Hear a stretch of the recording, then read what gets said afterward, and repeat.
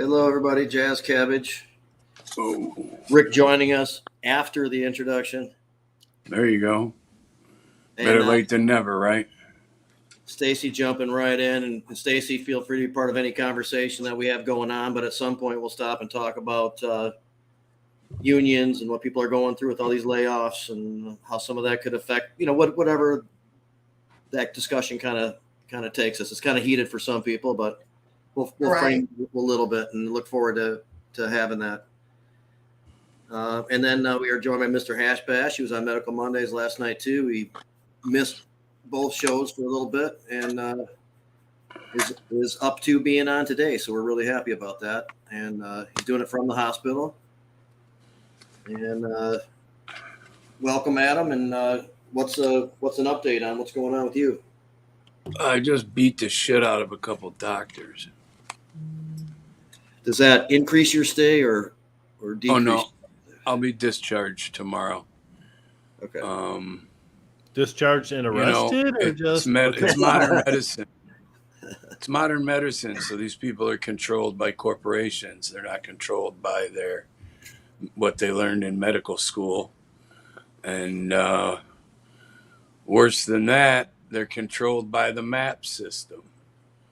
So they won't give you the pain drugs that they feel you need because they don't want someone looking up their ass wondering why they're doing it.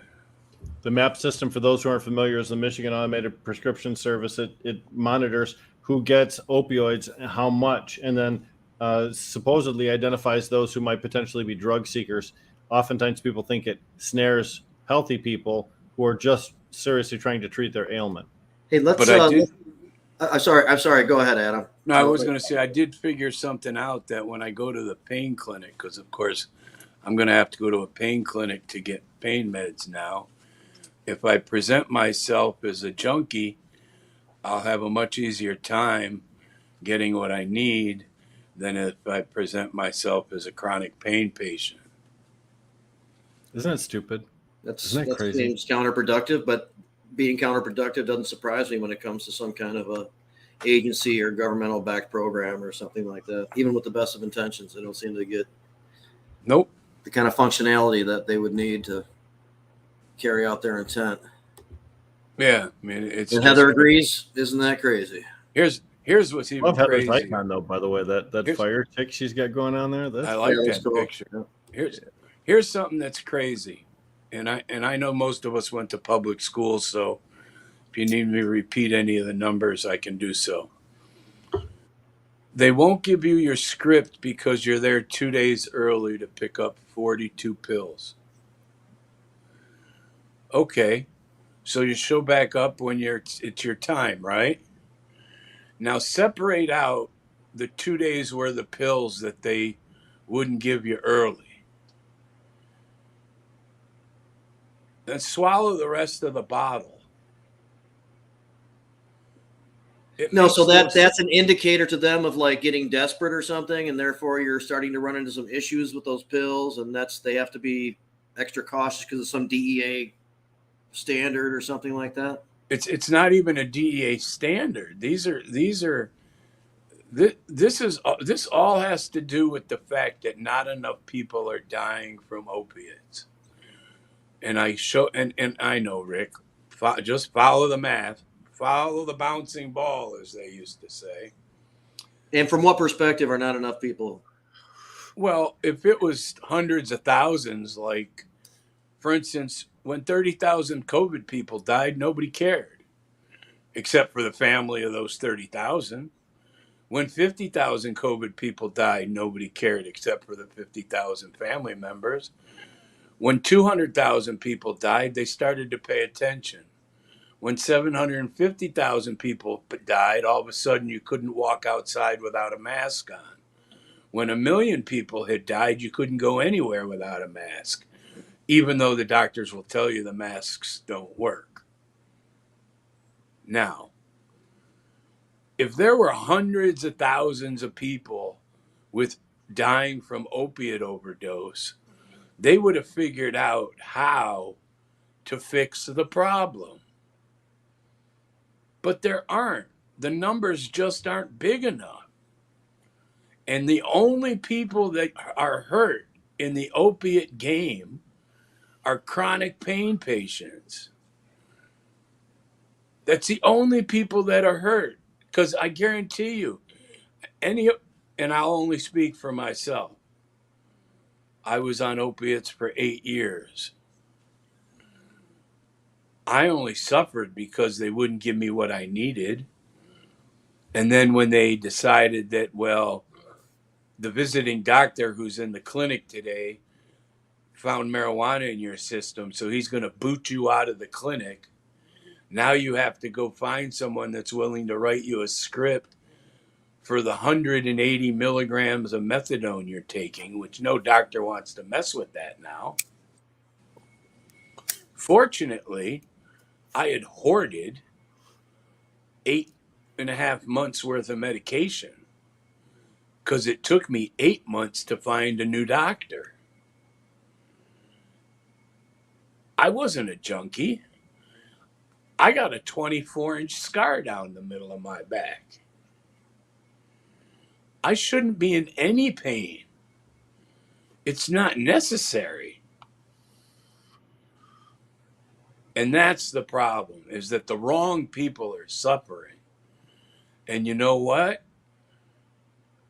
They purposely mix this shit with Tylenol so that you can't shoot it up.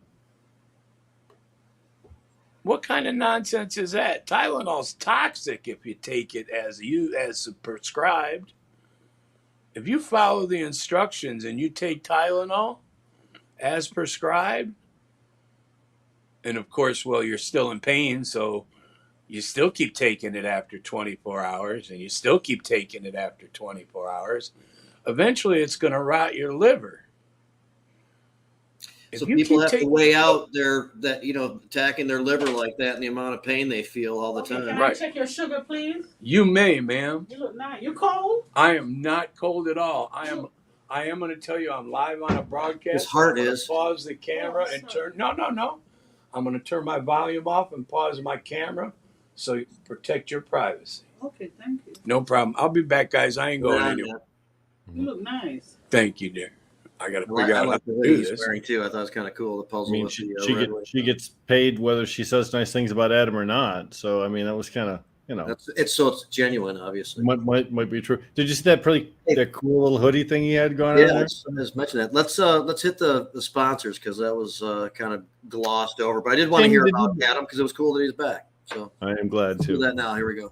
There, see, look at that Red Wings wheel on it and everything. Coming back. Everybody should know by now, Jazz Cafe. Jazz Cabbage Café, sponsored by the Botanical Company, Remediation, Cannabis, Real Leaf Solutions, the Detroit Nutrient Company, RealGreenMI.com, Custom 420 promos, and of course their fabulous Culture Clothing.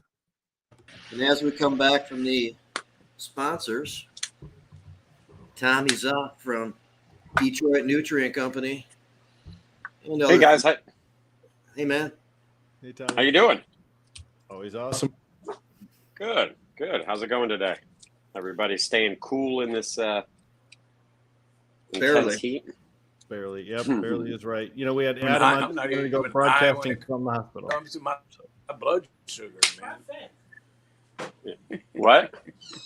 We had Adam Brook on. I said, I'm going to go broadcasting live from the hospital where he's at. That's how dedicated our Jazz Cabbage staff is. Nice. Excellent. Sorry I missed that. I was just came in. I was out working in this stuff. So yeah, we'll talk about that too, man. Yeah. You're doing a lot of cool shit with like super soil and organic soils and things like that, and kind of going around the country. It looks like I think we're keeping an eye on your IG and stuff lately. Yeah, we're spreading the word. I started out quite a while ago, Jamie. We met, I don't know, a little over 10 years ago, I think. I was just doing worm castings back then, and then we developed we developed our living soil after we won a couple of cups.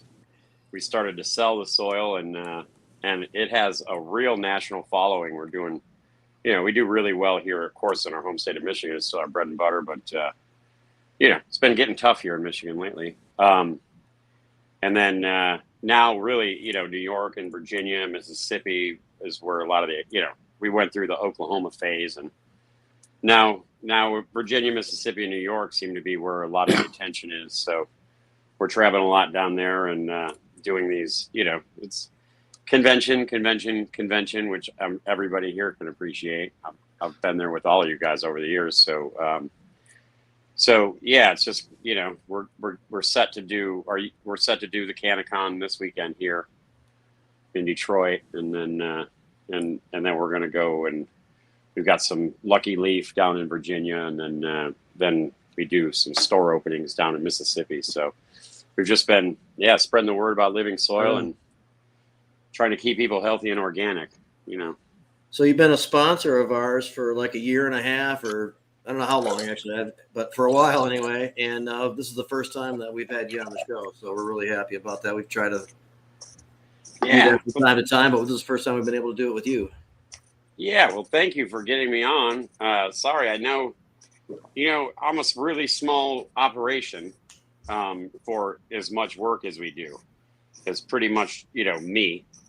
And so it's hard for me, like even today, but the timing couldn't have been perfect because, I was out working today outside, and I looked at the clock and I said, oh, I got to get on Jamie's thing. And it couldn't have happened at a better time. Boy, it turned into a real friggin' oven out there. So, oh man, but gotta watch out.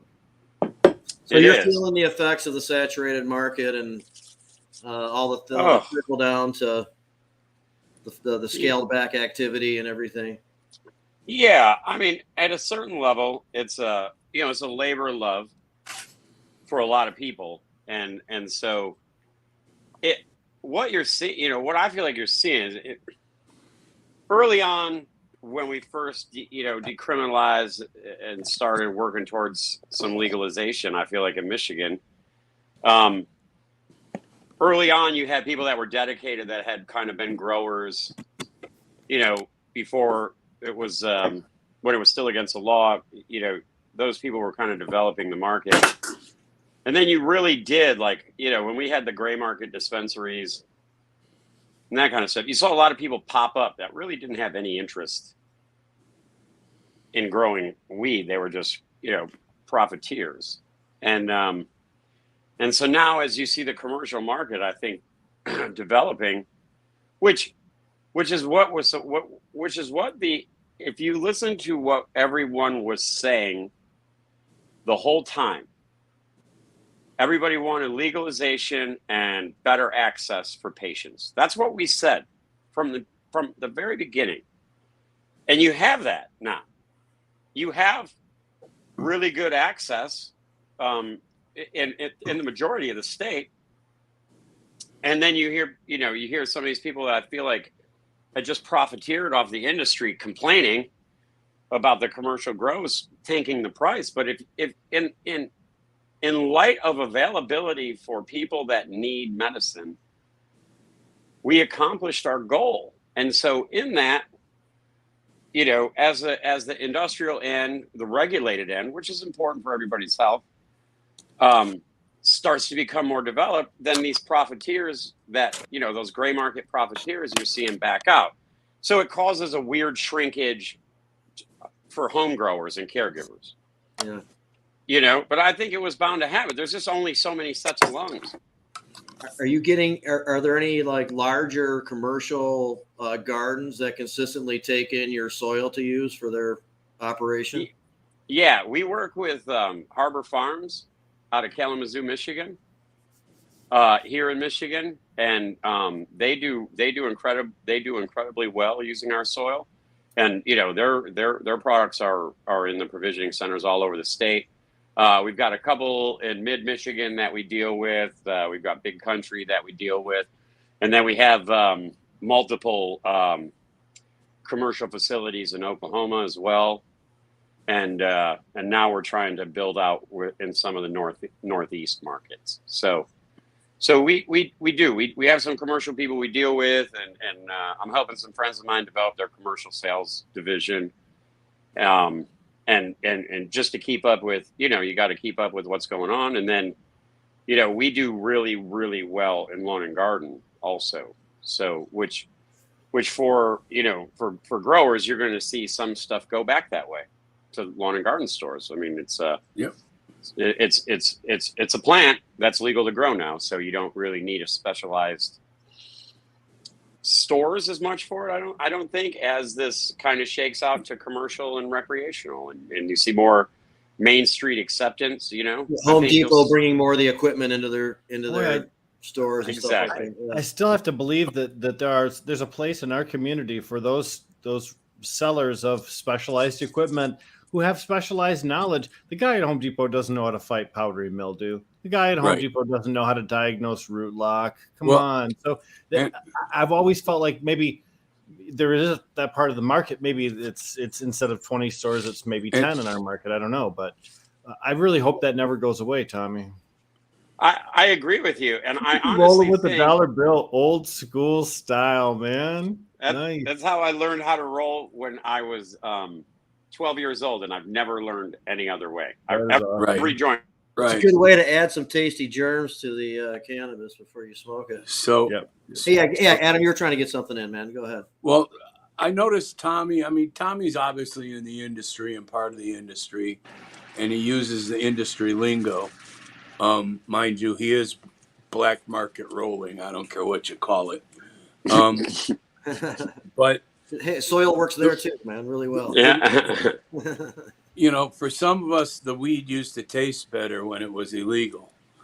My question for Tommy, and I don't disrespect what he's doing. I used to own a grow shop. Matter of fact, I kick myself every day because I knew what was coming. I've been working on it for years. I closed my grow shop in 2006. I knew Just what way was too early, coming. huh? Yep. And here's my question, Tommy. Can you name me some brands that are using your product that are not legal, that don't have licenses, that know that your product is better than anything else out there, and that's why they're using it?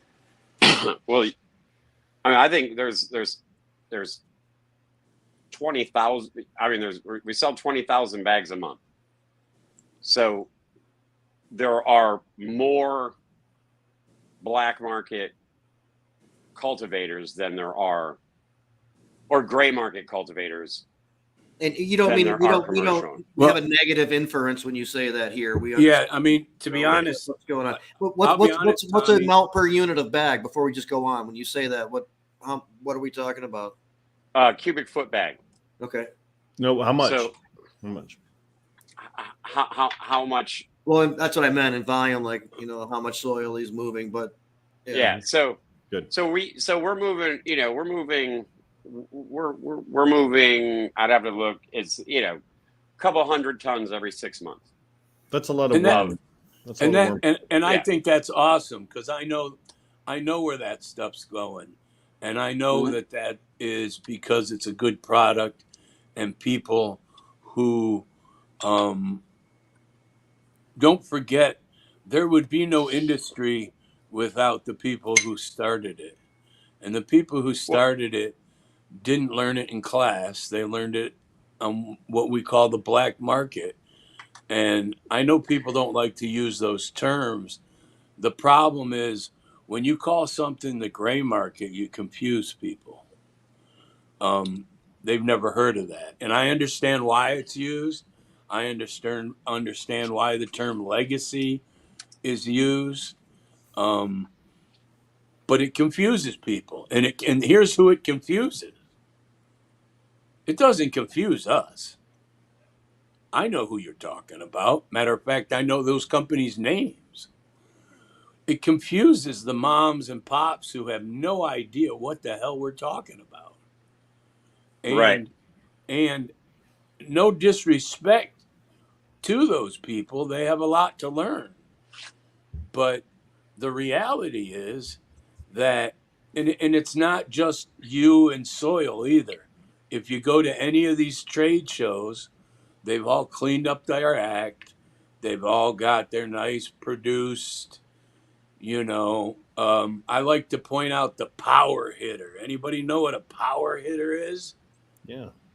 It Like ain't the Mike Tyson, I'll tell you that. long tube, right? With the, yeah. Power hitter was the thing you squeezed Oh, with the yeah. joint I remember inside. those. The little football Yeah. type thing, yes. Wear a mask too. Right. We used to Okay. make them with a 3-liter bottle. Right, or a 2-liter right. bottle. Right, but Or the that's 'cause gravity you wouldn't bongs with the realize it, 2-liter, Tommy. 3-liter bottles too, like in a fish tank or something. But Yep. the point being that it confuses people who are new to the industry because it's like talking a different lingo. And I worked personally, I spent too many years working the black market to call it anything but. Now, the industry, that's different. Because I say this all the time, and I mean no disrespect to anybody that stood next to me or whose shoulders I stood on. But my movement became their industry. And that's, But I think that's important to know, that there was a movement before there was an industry. And It is important to know historical perspectives missing from the decision. correct. Process. And there were guys like Tommy. I mean, me and Tommy aren't friends, okay? I couldn't tell you where Tommy lives. Okay? Do you actually dislike him? No, not at all. I actually Jamie. like Tommy. He's starting to start some shit. Let's not Medical Mondays, man. Come on. Stop that. Really? You want to go there? No, go ahead. The point is, I can remember Tommy showing up when nobody was selling anything that made any sense. Right. But Tommy was, and he was starting his brand, and he was trying, I can only imagine how many times it took you to get the right bag manufactured before you didn't have, because I was in that business. I had a grow shop. I used to get pallets of shit delivered to my store that were so poorly packaged that I just call the guy back and say, hey, it's real simple. You can either give me a credit for this pallet or you can come pick it up off the sidewalk. And of course, my shop was next to the Ann Arbor Police Department. So if you put any grow equipment out there, the cops took it home right away. So I love that. The point is, Tommy's been doing this a long time, and he deserves the respect of an old school black marketeer. Tommy, did you ever get any risk, any scrutiny from law enforcement or anything like that for your connection to any of this stuff at any point? Well, so I was an outlaw my whole life. There you go. And I'm the most legal now that I've ever been.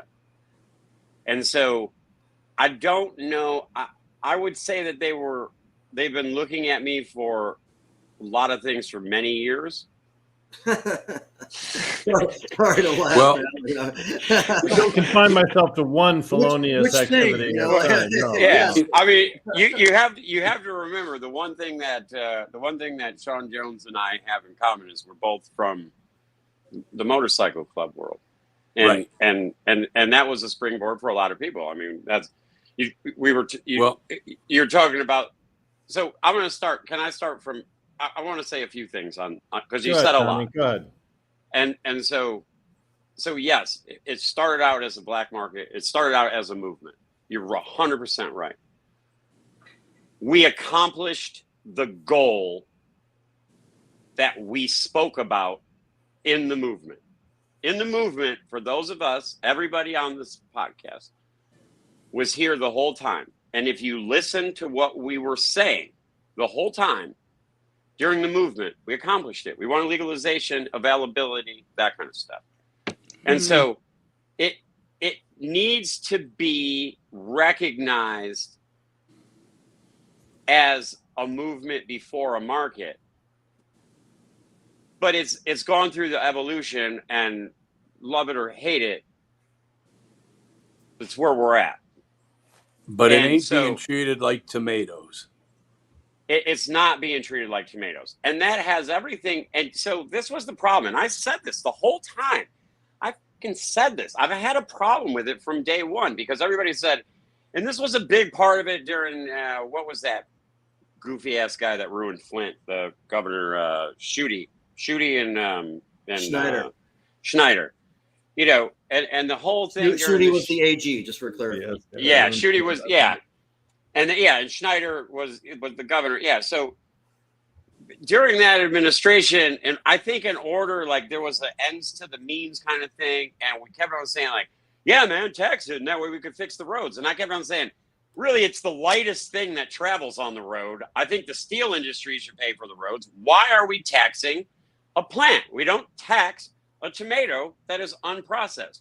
We don't tax all these other agricultural products, and we have this agricultural product that should be as legal as a tomato. It should be.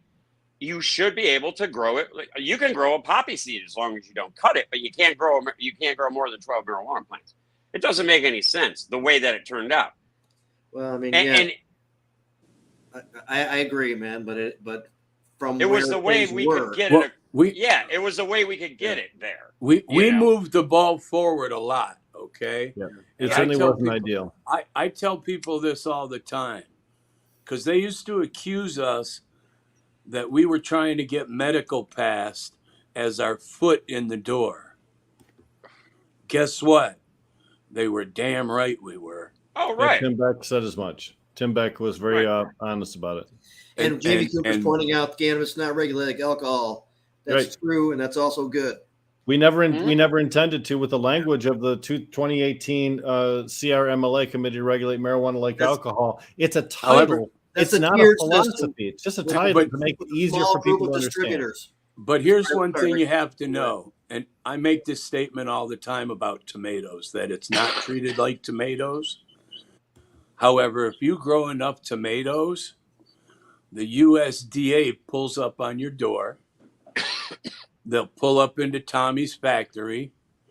They'll say, give us the breakdown of what you're using, because you're growing enough tomatoes that we need to make sure you're not hurting Enough people that it's reaching that there's some Now regulation. tomatoes become treated Correct. like cannabis. Right. So Well, and that, so in the spirit of that, you, from day one, this is the thing that the grower doesn't see what the rest of us dealt with. From day one in this, I have to be registered with the agriculture. So here in Michigan, it's called MDARD, Michigan Department of Agriculture and Rural Development. Department of Ag. Right. Yep. Yeah. So every state has its Department of Agriculture, and same people you get your hemp license through. Anyways, so from day one, I have had to have testing done for MDARD. All the language on my pack, like you said, how many bags did you make? All of your wording on your packaging has had to have been approved by MDARD.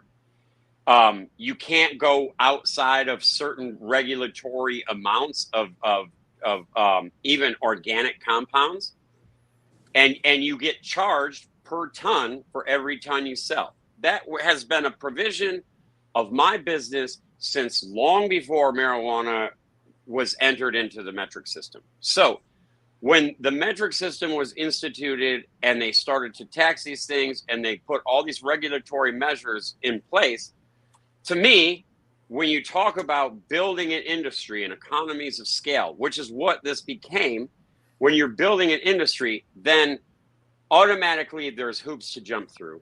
And that comes with the large scale development of any industry. You're right. If it's tomatoes or as there should be. The problem, And I only point this out for one reason, as there should be for any industry. However, that's not what people think happened to marijuana. Right. There are police officers who believe that marijuana has been legalized and they should turn the other way. Mm-hmm.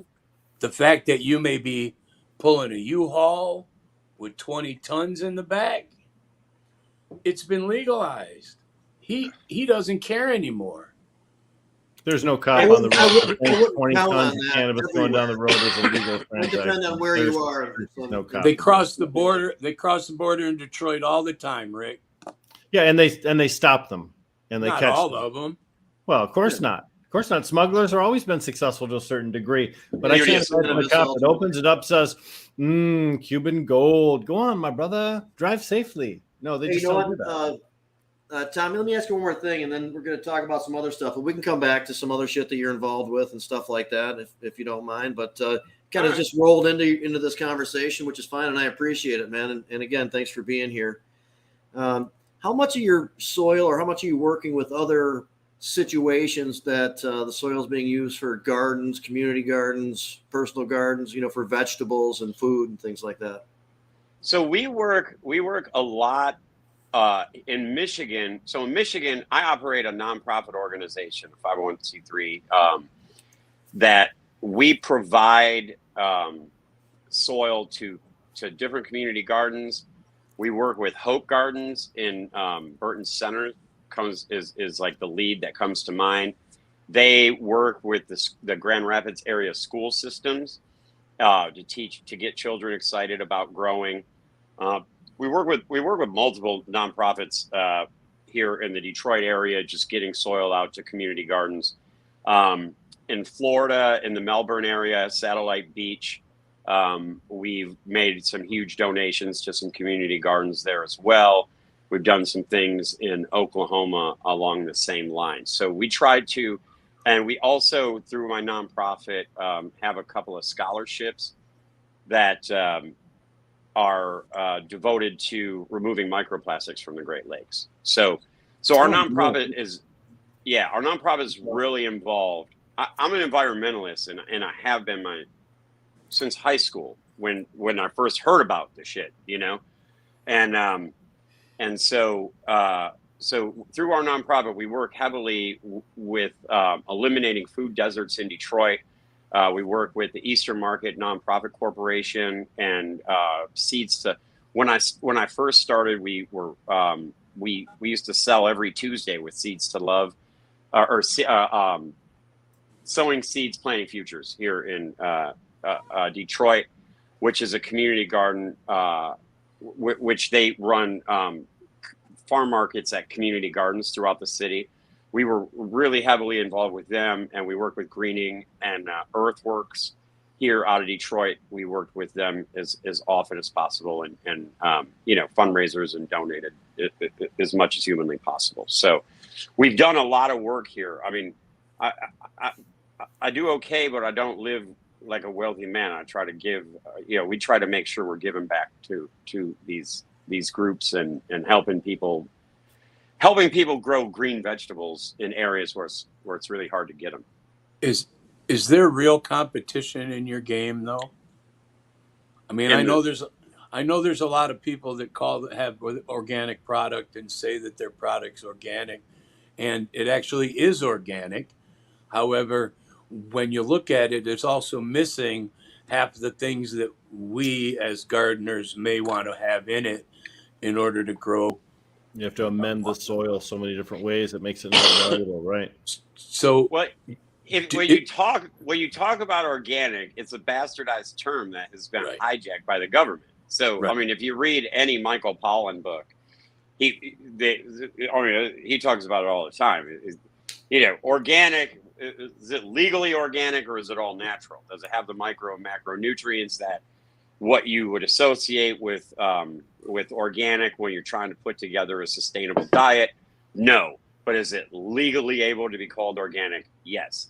There are many of those products. There's a lot of little soil companies that pop up, and and if you're a national brand and you obey the laws, it's really so it's a real double-edged sword for me because, like I said, I've been an outlaw my whole life, and I appreciate people that don't obey the laws, but when you're actually registered everywhere and you're paying taxes and you're paying all these tonnage fees and doing everything right, and then these little guys pop up, so there is a fair amount of competition. But let me just throw in, Tom. I know that over the years or whatever. I mean, exactly months ago or whenever we had discussion about sponsorship and things, and I'd be telling you, like I was approached by another soil company, and they're looking at maybe doing a sponsorship and that type of stuff. And you said, you know what, I don't care. Like if you want to have another soil company on here, I'm not really threatened by that. Like, so that's his attitude about that, just for more perspective, based on. Oh yeah. And there's enough. Tommy's always been that guy. Yeah. Yeah. I mean, I can remember seeing him at shows, not caring who he was set up next to. Doesn't matter. All right, so I'll tell you what. Looks like we got a question, so we'll keep this rolling since it's right here and it's working out pretty well. But I kind of want to get to some other topics I had meant to by now. But no. But if you look at this, it says from Bradley, being an environmentalist, what do you think about waste the cannabis industry creates? The carbon footprint of the industry is insane. A lot of growing indoors, obviously. A lot of growing electrical usage for lights and such. Yes. Yep. So, and also, what's the most distressing? Because Bradley's question is I'm sorry, I don't mean to hijack this whole thing, but it's something that I have a lot of opinions about. So you see, the commercial grows are setting up, doing their solar panel setups, and they're trying to keep their green footprint down. The government's been really nice about, giving people these rebates on their on these solar panel setups as far as the energy consumption goes. But you take a market where a guy used to give you some flour in a glass jar, and you took him the glass. I mean, everybody here remembers the days of, if you don't bring your glass jar back, it's $5 more. I used to tell you. That's right. Bring me the quart jars, the wide mouths back. And so you had an industry where you'd take your wide mouth jar back to the dude and he'd refill it. And now there's 37 pieces of plastic they have to put it in to sell you an organic product. And to me, it's utter insanity. And it's how ugly our society has become, and why we're in the environmental situation that we're in is because we complicate things with a ton of this waste. And I mean, the runoff, the runoff in the grows is being collected, it's being treated. They're taking care of those things. It's not like agricultural runoff where it ends up in our rivers and then causes that big green. In Lake Erie by Toledo. In Lake Erie, yeah. So it's being collected, it's being treated. Actually, as the industry becomes more legal, you're seeing a lot of the environmental effects kind of are being handled because that's part of the regulation.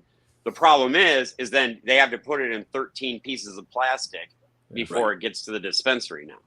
And and that's all going to be federally regulated, right, Tommy? You're looking at federal regulations. Oh yeah, on the water reclamation and stuff. Yeah, that's. I mean, your industry specifically, the soil industry. I talk about, people say they want legalization, which I don't like that word, but people say they want legalization. As soon as the federal government deschedules, we're going to have 50 sets of pot laws, but the nutrients still have to go through the federal government, right? Well, you can ship across state lines, can't you? Not now, but you can't. I can, yeah. Yeah, he can. Right. But what I'm saying is there is a federal regulation when it comes to your set of organic nutrients, correct?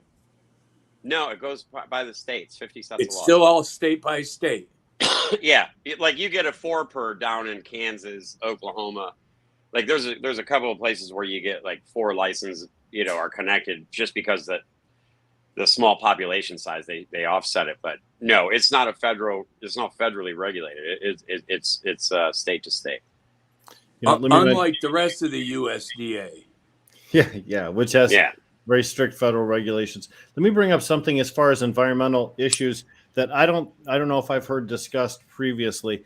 With other agricultural products, when you're done with the waste, it gets reused. It's either turned into straw in some cases, it's fed to cows, it's resown back into the soil, it's composted. But with cannabis, after they've taken the bud off, there's stalks, there's leaves, there's a lot of that stuff that can't be returned back into the environment. It has to be destroyed and sequestered someplace. So instead of being able to utilize that as a resource, then is there a composting system that the state has it goes to a registered composting site. helped to establish? Yeah, that it Does does it- go to does a it now? composter now. But probably do a bunch of extra shit that costs a lot instead of just composting it. Yep. Well, I mean, still composting is better than what they had before because Right. there were regulations about having to have just render it inert and mix it with cat litter and all this other kind of stuff that they'd made them do in the early That's days. what's better. Right, exactly. So this situation is better from before. Just When more you go out to logical. Harbor just Farm, deciding to look at the glass half empty. That's all. yeah. and I think also these are things. I mean, again, it's in its infancy, and so sometimes it's a big thing. It's a big thing. I mean, we changed the world when we legalized marijuana. We It's shouldn't a be huge criticizing a undertaking. toddler who can't run yet, right? I mean, Yes. it's just like that. Exactly. Like, yes. And I'm sure. And if you look at just the LED rebate, right, that the government went and is rebating and making all these the power companies are working with these grows that are bringing LEDs in. Everybody is showing a good faith effort and doing their best to help offset the impact on the environment. I believe that, and you got to let it crawl before it's. And there are conscientious efforts that people can make, as Red Setter's Farm is pointing out here, Right. to minimize all the issues associated with that. Low feedings, no waste at the bottom of the pots too. And again, we talk about things are not at the ideal, but they're not supposed to be this few years into the program itself. We all have in our minds what we want as our ideal, but that's an end goal that we're still going to build toward. The problem is that we really see the need for it to be fixed right now. And to say, well, it's in one of a list of things they're eventually going to get to, it's not a very satisfactory answer. And sometimes with government, that's what you get. Will we get protections for caregivers in this session of our legislature? Probably not. Probably have to wait till 2023. Will we get federal legalization this year? Probably not. Probably have to wait again. So things we know we should have, we're forced to wait on. And that causes us a lot of anxiety. But the reality is we still have to climb that stair in order to get to the top. We can't just leap. So yeah, Rick. Do you know who Pete Stum is? You ever meet Pete Stum? I don't know if I have or not. He used to own HTG Supply. At one time we were talking, okay, which is a big outfit. He ran a lot, and I was having some opposition. I was having a real problem with one of our packagers at one time, and I was talking to him on the phone, and I was very frustrated. He said, "Well, Tommy, if it was easy, everybody would do it." And I thought, and I think exactly what you just said, Rick. If it was easy, everybody would have done it. It would have been done a long time ago. The true warriors, when you talk about this being a movement before it was an industry, the true warriors, the guys that have been here, and not to say that the people involved in the industry now aren't true. Not trying to put anybody down, but the guys that have been around for a long time. If you have been fighting this fight for a long time, you're aware that government is a fucking marathon. It is not a race. It's not a sprint. If you want to change something, you have to get in, incrementally change it. It just takes time. It's chipping away at the stone. And some people are cut out for it. Some people aren't. Yeah. And sometimes those decisions, whether you can wait patiently or whether you can't wait patiently, are dictated by your business model, though. If you're one of those companies who's borrowed a lot of money and with the hopes of having great success right off the bat because you heard all these rumors about the industry and you're just confident you can get it done, and then the reality sets in and it's not quite as attractive as it was before, you could be driven out of your own personality, out of your own character, in order to act in ways that to try and advance an industry ahead of its time. And that's where people get really in trouble. We see some actors in our community itself right now, Viridis being one, Skymint being another, where it seems as if people are trying to game the system in order to get the success that perhaps didn't come to them based on what their projections were. Tommy, you're familiar with the Viridis lab scandal / controversy. Stacey, same question to you. Oh yeah, very, very familiar, unfortunately. And we were joined by Anton Harb in the meantime as well. What's up, everybody? How you doing? Hello. Tommy, did you answer that? I'm sorry, I didn't catch that. So this was where they got jammed up. They were pushing product. They were maybe showing false results to get the product on the shelves. Is this what you're talking about? It's connected to all of that. Yes, for sure. Okay. Yeah. I mean, I'm vaguely familiar just from kind of overview stuff. The accusations are elevated results, and of course the CRA has implied that they're using improper techniques when it comes to things like perhaps particulate screening and also mold testing. So there's a couple of different issues with them. The problem being, of course, they're because they give these elevated THC numbers, so many cannabis companies use them because they believe THC to be a barometer of marketability for their product. So, well, it is desired in the marketplace, even though it doesn't have the meaning that is normally assigned to it. But it does undeniably translate into greater sales when you have greater THC numbers. Go ahead, So, Ben. And they also had the balls to actually use their name in the title. They called it the Viridis method. And it's not, and it has not been approved by the state, and the state keeps on, letting them know, hey, you still haven't, gotten that approved by us. But they are making challenges. They disagree with a lot of our assessments about what they're saying, and and that's why a lot of things are getting dragged out and that kind of stuff. But one of the issues, and one of the things I guess we kind of just wanted to bring up for a minute here, is there, because of that, whether, valid or not, because of the reality of the market forces that want to see the high THC numbers, and because of the saturated market and the other things going on that are making it difficult for people to survive, being enticed by the higher THC numbers to use this company appears to have followed. And just in discussion with a few people lately, I just, you think about the magnitude of that huge recall before and how things, shook out there, and there's still an ongoing investigation from that and that type of stuff. If there's a determination, via this investigation, and it leads to suspension of license or shutdown, or anything like that, and these small companies have all their eggs in this basket, or if there's some issue decided with this method and things are going to have to get, called back or whatever there is, there's just a lot of collateral damage potential.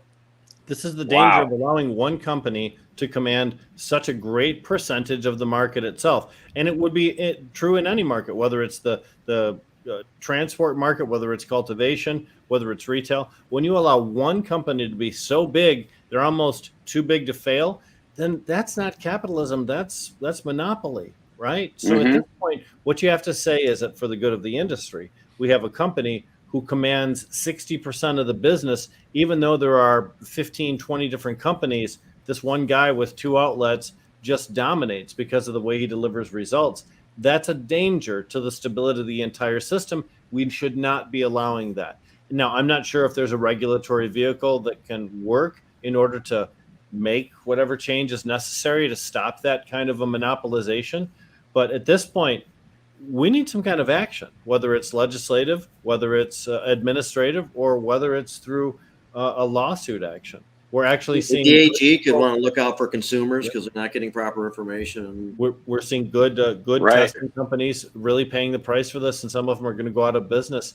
And that's the real shame of this, is that while we're waiting for the hammer to fall on the Viridis company, which we believe it is going to fall on them, in the interim, people lose, and that just sucks. And maybe That- we Well, want things Disruption in the faster market than because people are not. evolve. I'm sorry, I mean, Russ. I'm sorry, Rick. Finish up what you were saying, man. That's I'm fine. just gonna say maybe it's because we naturally want things to move more faster than they evolve, and maybe the slow wheels of government are the right way to do it. So you have all your T's crossed, now your I's dotted. But still, I hate to see good people suffer because of the actions of others. Jamie, that's Name me one other former bad police officer that we should deal with. Not the None. good ones, but Yeah. these are guys that didn't even do the job they had properly. Yeah. And now we're expecting them to do it in our industry. Well, if what we suspect is true, that there's a pattern of purposely skewing science in order to get a desired result. And that's a reference, of course, to the ownership of Viridis previously being at the Michigan State Police Crime Lab and in leadership during a time when they were accused and found, as far as I'm concerned, got caught red-handed changing the results of cannabis testing in order to favor prosecution over defense, because they create test results that were in conjunction with the Prosecuting Attorneys Association of Michigan in a way that was found to be prejudicial. So that's the reason why we mention all these things about the Viridis company. Please go ahead. I mean, I've changed my mind. I'm willing to deal with former police officers. Okay? I hate the police. Everybody knows that. But you know what? There's actually some good cops out there. Now, we'll get more of them. There's going to be more cops writing fellow police officers' names on complaint forms. I think you're going to see 400 and some of them written in Texas in the next few weeks. But people not doing their job properly, or worse, doing it illegally, those people are going to be hung out to dry from now on, because society isn't putting up with that crap anymore. No. Look at the number of Especially when you're given special rights and special treatment.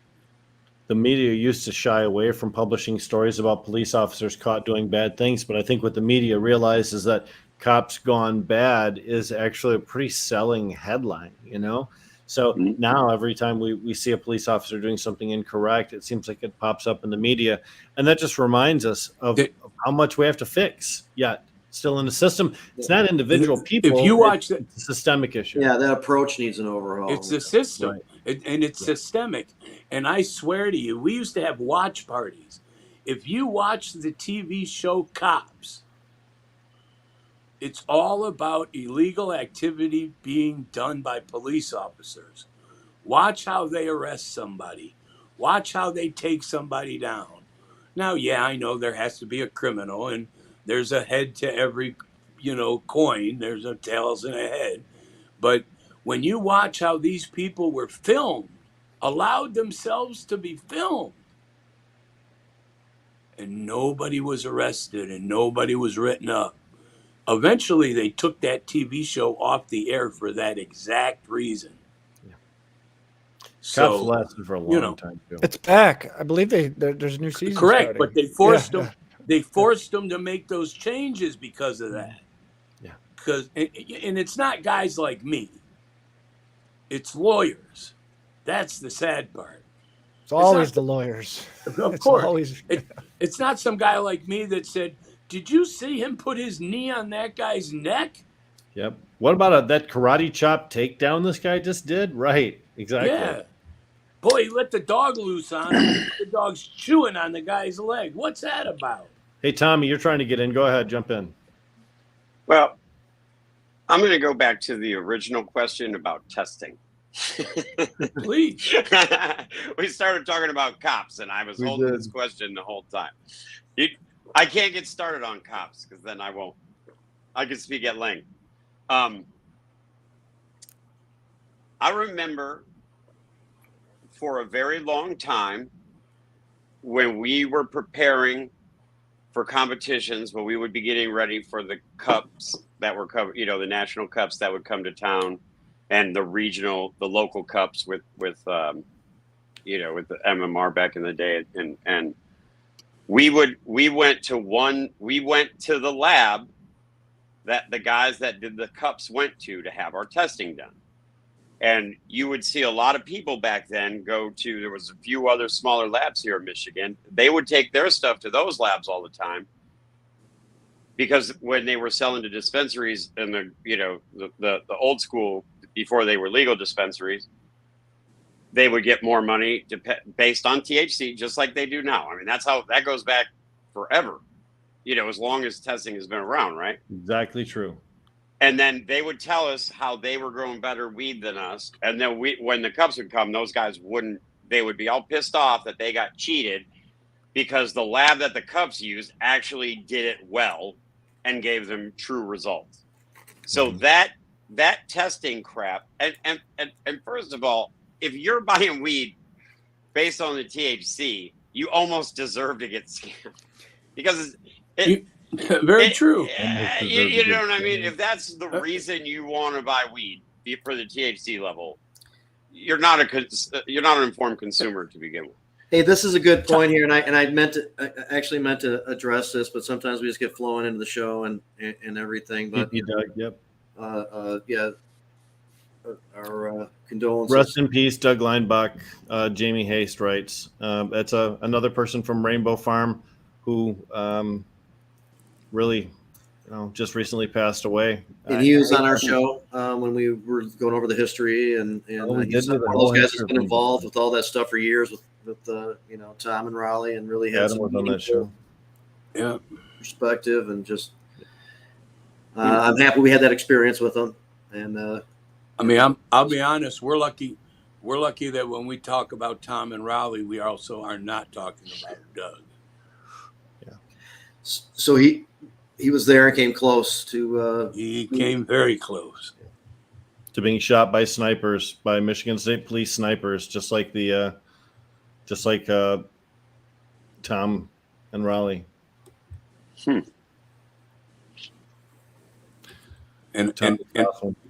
And I might add, because the sitting U.S. attorney, she's not the Attorney General, she's the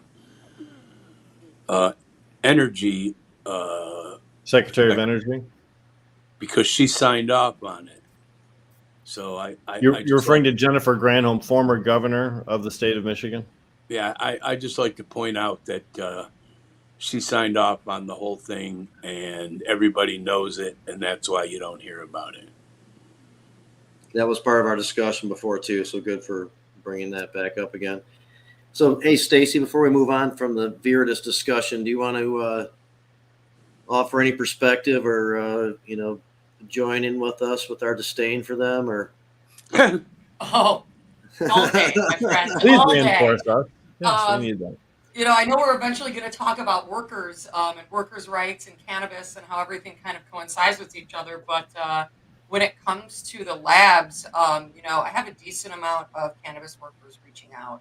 You know, not a ton, but definitely a few a month at least. And there are some cats that work for other labs that have been very open about the process or lack thereof when it comes to collecting samples and just how corrupt the lab shopping really is. Just going to, you know, a client's facility and going to pick up random samples isn't random at all. You're being pushed down to one room, or, you know, pushed down this hallway, or somebody's trying to grease your pockets, or, hey, yeah, go ahead and go look at this table, but make sure to only go to plants A, B, and C. This is happening all the time. And when it comes to bad lab results, you know, we know that Loom uses Viridis. And, you know, some of the Loom workers that have reached out recently that I've been in touch with really wanted to make sure that it got out on this show that the Loom Cherry Jerry strain tested super high for microbials, and they still told the staff to sell it. So the staff took it upon themselves to not recommend it and tell people, like, if they were looking at it, don't buy this. Don't buy this product. Is how is that known? That's Well, a good So question. if they had Yes, high microbials, it couldn't pass. So meaning it passed Viridis, they tested it with somebody else just to see what the an what in-house would lab. be in house, and then it was high then, and then that was the consideration. Let it go because we got it in. Is that kind Sounds of? like it, yeah. Just from the limited knowledge that I have from the workers. If- at some of these stores, if you yeah. think Yeah, not about it, confirmed, but there's different sides of all these stories. We're not, like But- we're not pretending to if you have think anybody about try it, an over here. in-house lab is pretty inexpensive. Yeah, or they could take it to another lab just to see what that's not Viridis. But- To see what, But to put $1 million lab in the back room means nothing. Well, to some people, they do that too. In some cases, that those do exist. But I just want to tell Tommy real quick, and for people to round out some of the Viridis story, the state started an investigation in part of seeing a pattern of these really quick turnaround passing microbial tests from Viridis, even after every time after it failed at another. You have one shot at. I thought it was one shot. Stacey showed me the language where it says that you can keep on doing it, and do whatever you want to it and keep on retesting it. And then finally, if it ever gets ready for market, then you can get it. I just don't think that anybody would spend so much, expense on that over and over again. Maybe the batch is 50 pounds. So if you were going to chase, if it's multiple tests in order to get that 50 pounds to market, it's going to be worthwhile because the alternative is to eat 50 pounds worth of cannabis and its potential retail value. So you can retest it. I guess you can remediate it in some way, and then you can have it retested, or you could just have it retested. Well, and better somewhere else. But Viridis was passing them, I think, every single time, and sometimes in a very quick, or maybe a suspiciously quick amount of time. I don't know if that was part of it, but there was a red flag, and that's what originally started the investigation. And I think one of the biggest problems that we have in our industry, or our culture for that matter, and Tommy brought it up without really even knowing what he was saying, but Tommy was an outlaw before there was any OGs. OGs didn't exist. We were outlaws. Well, guess what we don't do? We don't snitch. We And never so- snitch. People don't snitch on each other in the weed game. Now they're starting to a little bit, and there are some companies that are calling up and saying, hey Tracy, we just found out that so and so's doing such and such. Oh yeah, what kind of evidence do you have? Oh well, they don't let me bring my cell phone into the building, and I can't record anything, but take my word for it. Well, that's a big problem when this industry, as an industry, doesn't tell on each other for all kinds of things. And that's something I think we have to overcome, because the reality is this. We've only been smoking tested weed for 20 years, maybe 25. But for the last how many thousands of years? And tested the human how body reliably and for testing what? it?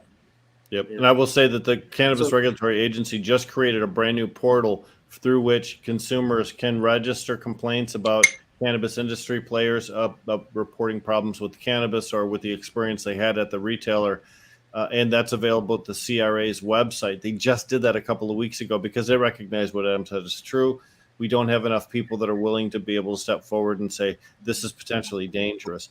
Chris Silva writes, Chris, of course, Chad Watch and Redemption Cannabis, and a long history with MI Legalized. He writes, my understanding is people are shopping tests from different labs and finding Viridis can both make it test clean and test high THC percentage. Now, These are that's a the win-win desperate for the dads THC and brands. chasers that we were just talking about. These are the ones that get, forced by the concept that people want to see higher THC in the market, and so we have to satisfy that. And things are bad, so we better go to the place that's going to give us, that's the THC thing, and he's exactly correct. And the sad part is the people on these things, involved. we don't have direct evidence. But the sad part is the people involved have already proven that we would never want government labs because the people that run our government labs are just as fucked as the rest. Well, of them. we've had some bad issues with that, especially what was uncovered with the Comorn thing with that case. And I also want to get in with Spartan saying too, and both Spartan and Red Setter Farms from the Michigan Bros Grow show, which is a great show. There's a couple of offshoot ones. Great people in the chat today. Yeah, it's good info and stuff like that. But he says the alternative is to process it into concentrate, and they'll get remediated in that process. That happens with a lot of it, and therefore there's a lot more of that kind of stuff in the market. And that's all that is true. But that doesn't. Are we going to require a sticker? That's different from the Viridis issue. I mean, in my opinion, though. No, very much so. But are we going to require a sticker? Anton, we're working on it. Anton and I talk to the director every month during our Consumer Connection meeting. Check about the box or don't check the same box. issue. Was it remediated? And I think they're at this point, they're satisfied with the way things are currently without creating any additional labels or anything else. They don't feel like there's a motive for them to be able to do that. And I understand that. My question is clean BHO really remediated? Well, remediation, there's two different things. You can have a process of creating concentrates which has a remediative effect. When we speak about remediation, we're specifically removes all that shit those during the particular process. techniques used by the industry in order to clean cannabis prior to its delivery retail, which means in most cases the cannabis is ideally not changed in any way as far as the appearance goes or the substance goes. It does not undergo a change in state. Now, if you take the cannabis and take it from flower, turn it into a liquid like a concentrate, that's a change in state. So although that has a remediative effect, that's not what's referred to when we're talking about remediation in the industry. Radiation, ozone treatment, all of those different techniques that are used that some of us as consumers find pretty odious and would like to know if our cannabis has been subjected to. I wouldn't But consider that technically, clean this at all. is, right? Stacey, go ahead. Stacey, you've been waiting patiently. Sorry, no, I was going to say I wouldn't consider that clean at all. Remediated marijuana is not clean marijuana. It Right. definitely changes things up a lot more than any of us would like. And the fact that it doesn't remove, you can still see, I still have bud from 2020 from New Standard that was sold on the medical side that you can physically see dead aphids on. It's not removing these things, it's just killing it. And then you're selling it off. And now what do these dead things do when you combust them and smoke them? I mean, yeah, they're dead, but still what's happening inside of us? I don't know. Well, I'd rather not do that. There was a big thing in Toronto too when Canada first became legalized. Growers that were very inexperienced in doing it on a commercial scale, and they used beneficial bugs to a great degree, which solved a lot of in-garden pest problems. However, those dead bugs were still on the product when they sent it out to cannabis consumers. And initially, this was a medical market, so this is before rec. And there were all kinds of videos of people opening up their Canada marijuana product and then seeing all these dead bugs as they open up the buds. You just can't expect people to smoke that and be happy about it. Yeah, and Rick, Depends on the one- circumstances. Go ahead, back Anton. 2 years to be happy.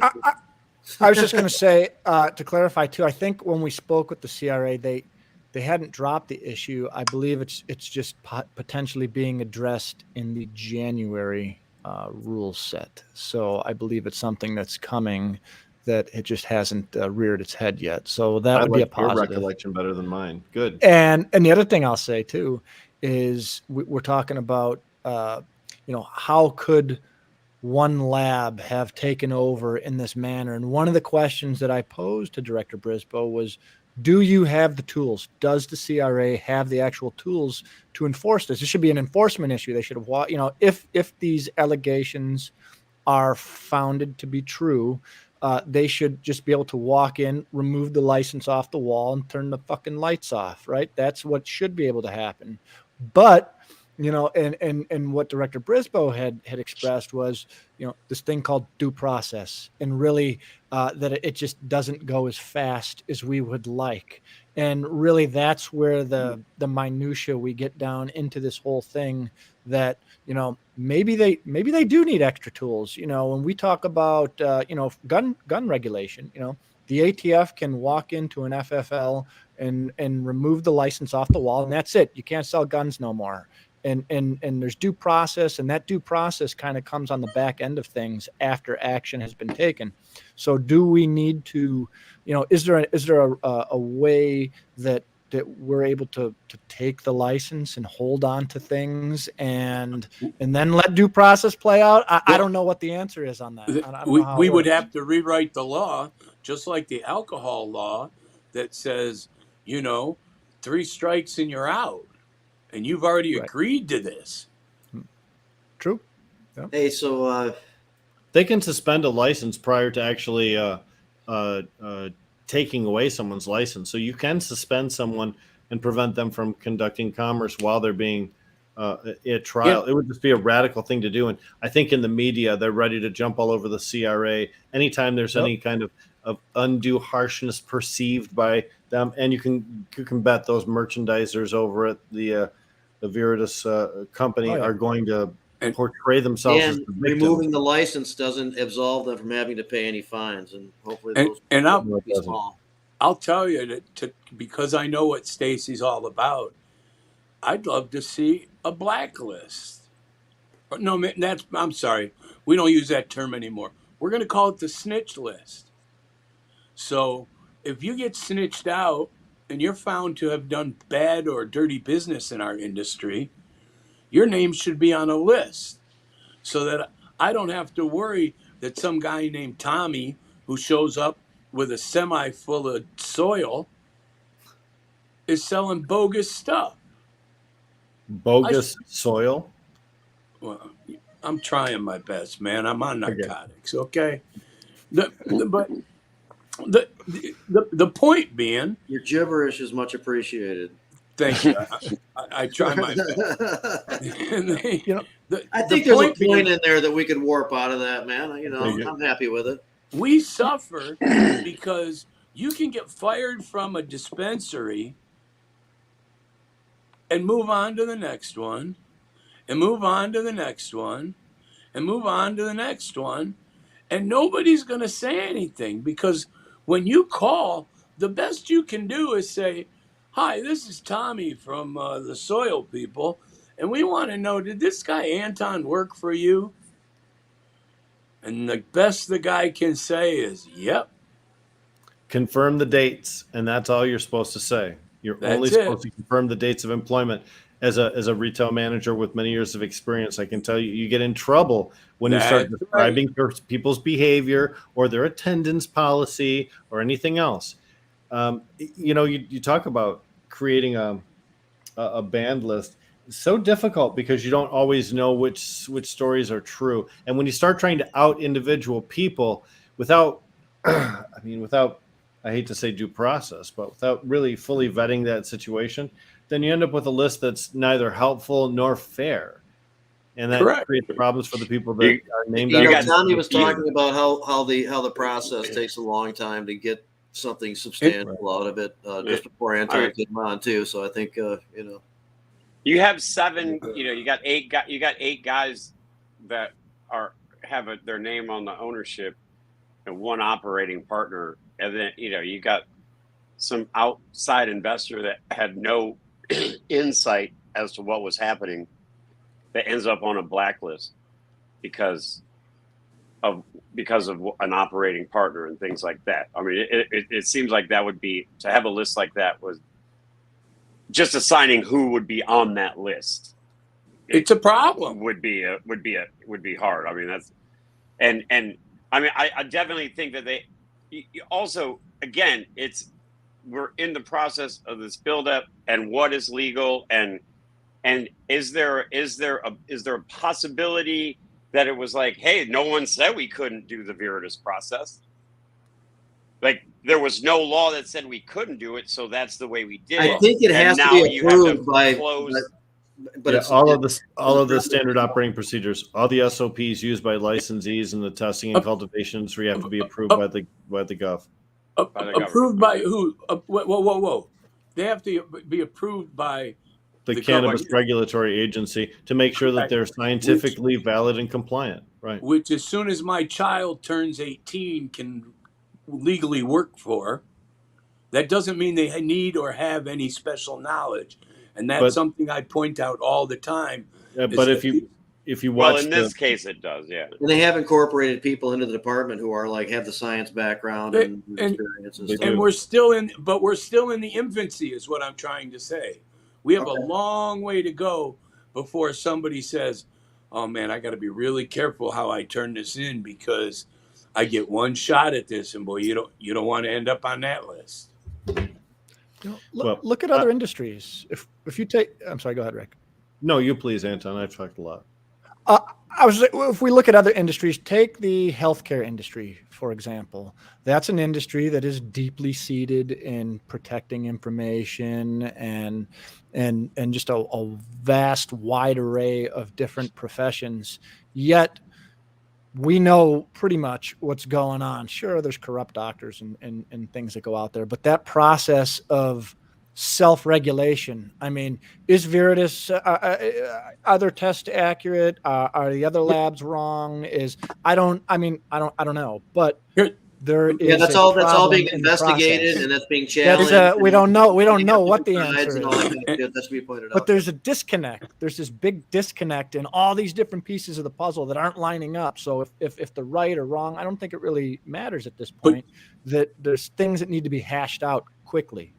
Definitely. In Michigan, for instance, Anton, you can get a bunch of dings on your medical license. Sure. Yep. Sure. And I don't know how many of you folks have spent time in prison, but I will tell you this. I looked up the name and medical license of every medical officer, official, anything that laid their hand on me, and there was not one that didn't have multiple dings on their license. And that's not my issue. My issue is this. My issue is that the state requires that they hire licensed medical professionals. And that's what that individual is, no matter how many dings are on the license. Take it a step further. I say, look at the VA. We talk about the prison too, the VA, and that's a federal system. Just you get people that come from Washington who did God knows what, and then they come to Michigan, but they're not practicing under Michigan law. You got to really love America to sign your name on that dotted line, my friend. And I mean no disrespect at all. It's too far down some other roads, although interesting and all that kind of stuff. We do want to talk about something that has no controversy associated with it. Unionization. Oh no, there's no controversy about it. However, I am available for thuggery once this thing gets going pretty good. Yeah. You look like you could chase some motherfucker down, right? But let's get to Stacey. I'm sorry, Adam. You're an easy target. No, you're exactly. That's why I want to run the thugs, man. I want to be the guys there with the walkers. He's the manager at this point, man. He's the drive up in a golf cart and start directing people to beat shit up. Your own union, Adam. What was that, Stacey? Did you got to start your own union? I did a long time ago. Hey, Stacey, if you don't mind, just give a little bit of background on what brings you to this discussion, and then let's get into like your view on what is going on and what direction people should be taking or thinking about under these circumstances. Yeah, I appreciate it, guys. Thanks for having me on. Long story long. I came from hospitality. I was a bartender for 18 years throughout college and after. And the pandemic hit right prior to then. I was trying to get out of the industry for a while. And the day after everything shut down here in Michigan, I started training at the first new standard cannabis dispensary in Hazel Park. And there was a lot of promises made. Not just by the company, but, towards the community as well. And within a couple months, things went really sideways really quickly. Remember, this was the very beginning of the pandemic, so we didn't know what we know now. Everybody was really scared. We were deemed essential workers, and nobody was given any kind of essential pay. There was no, free testing. The health concerns for the employees were very high, and there wasn't really a lot of care there. So On top of that, between harassment and, not having security, amongst many other things, we decided, hey, like, let's unionize. A lot of people came from the advertising sector, which was cut pretty abruptly at the beginning of COVID. A lot of people came from hospitality industry as well, which is often the people that are kind of fished for in cannabis is people that were struggling or came from industries where they didn't really make a lot to begin with. They're kind of the ideal cannabis employee. We filed with the NLRB, which is the National Labor Relations Board. We were one of the first in the state of Michigan, the first cannabis company in the state of Michigan to do so. 87% of me and my coworkers signed to be a part of a union, and then they union busted. They union busted really hard. I do not come from a union family. I didn't know what the hell I was doing. Neither did many of us. But they had a lot of money, and they threw it, instead of throwing it into the employees and the things that we were asking for, like, a safe environment and, just general things that you would like from your employer, they threw it into union busting. We had to go to mandatory meetings and, gosh, what else? There were signs in the bathroom that said, vote no. Everything that you saw, with an Amazon union bust is what happened at New Standard, but with 50 people instead of 5,000. So it was an eye-opener, big time. And after that, I started interning with the Cannabis Union. And I talked to workers all over the country and realized that this was a far bigger issue than just what we have here in Michigan. Michigan, we're a right-to-work state. So, you can be fired for liking the color purple and your boss doesn't. That isn't necessarily the case in some other states, but we also don't have any protections here for employees either. So after my experience with the Cannabis Union, I've just kind of been trying to get the word out and talking to people about, your rights as a cannabis worker and how there aren't many, if none at all, except unionization. And how that can really change what we're doing. So a lot of the problems that we're seeing in the industry, I think, really come from workers being mistreated and the oppression within the industry. This was a big money grab by a lot of these big guys, the Looms, the Skymans, the common citizens. They all came from their respective industries where they made their millions or billions and then decided, hey, let's get into cannabis. And they brought all of those same bad practices and unethical practices. And it's kind of like this Frankenstein of bad shit.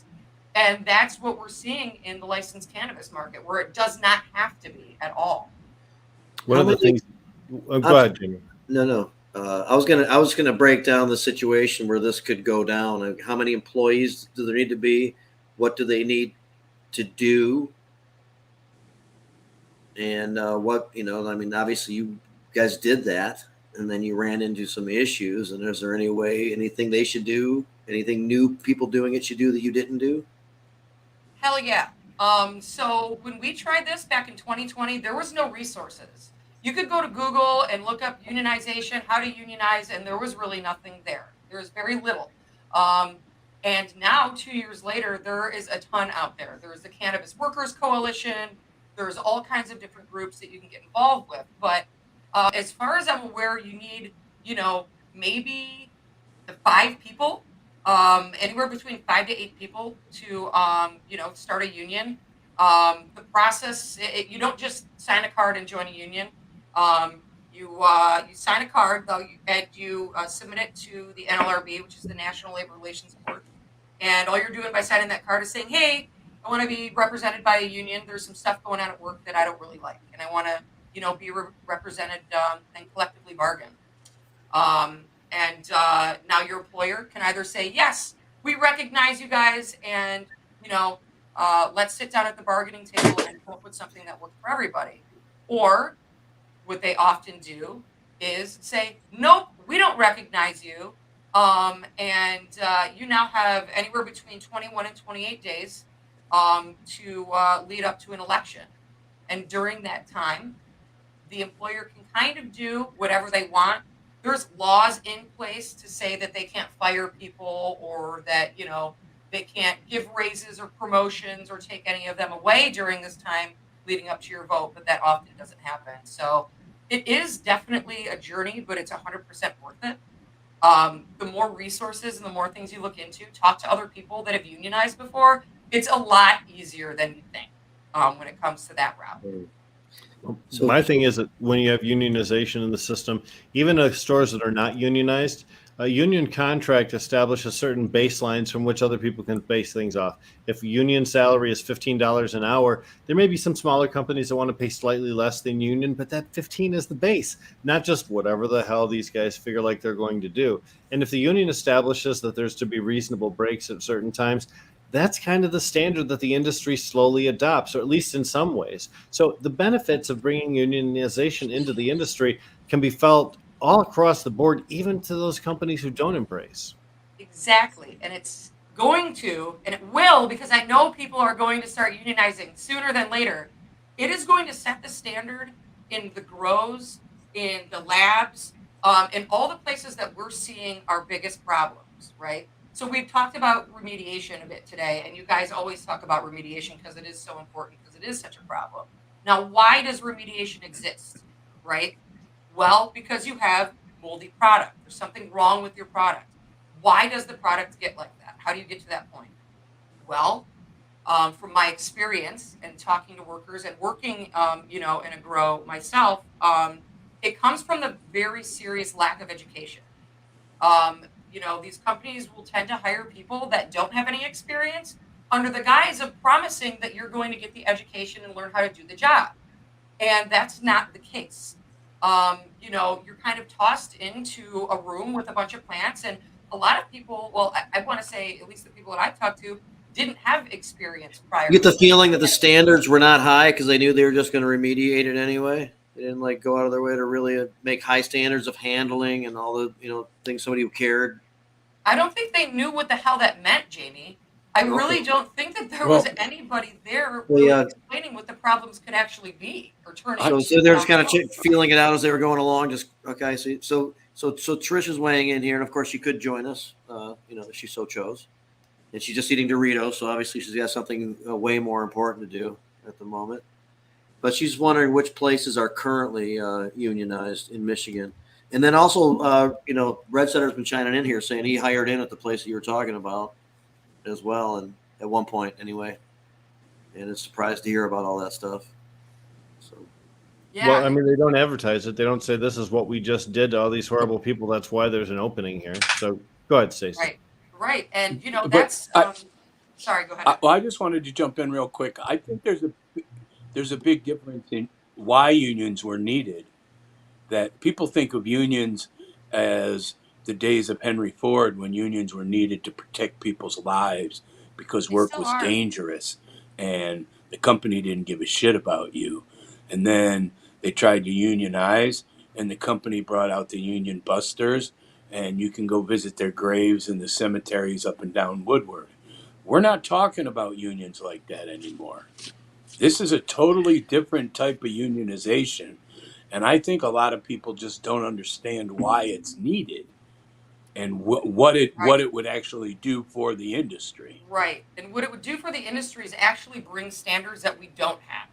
There really isn't any in Michigan. I mean, you can look at a bunch of pieces of paper from the CRA, but at the end of the day, none of that is being enforced. It's not. I can think of a recall or something that could have been or should have been a recall just a few months ago from a place called Consume. I believe they have a few places up north where there was moldy bud that was sold. And the only reason it came out is because people on Instagram posted it.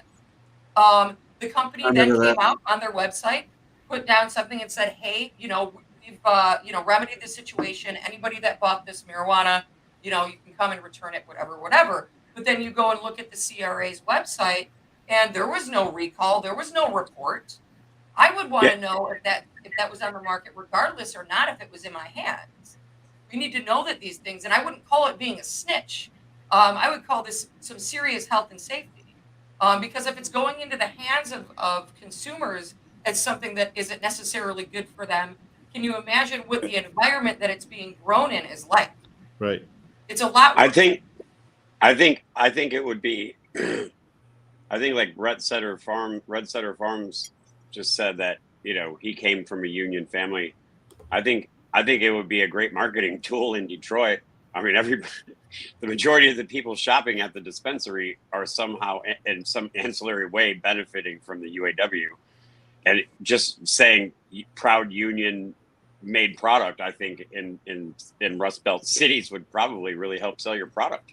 I So- agree with that. There's a lot Yeah, of people that are, that'd be a good fit. So Stacey, but I mean, a lot of people I think when thinking about unions who might not be necessarily against them, but also understand how there's been some issues over the years and stuff. I mean, we're assuming whenever you are talking about that, would it be appropriate and beneficial to bring the union into the situation, that it's carrying its side of the weight, you know, and working with with ownership and so to speak and management and everything in order to have a win-win for everybody.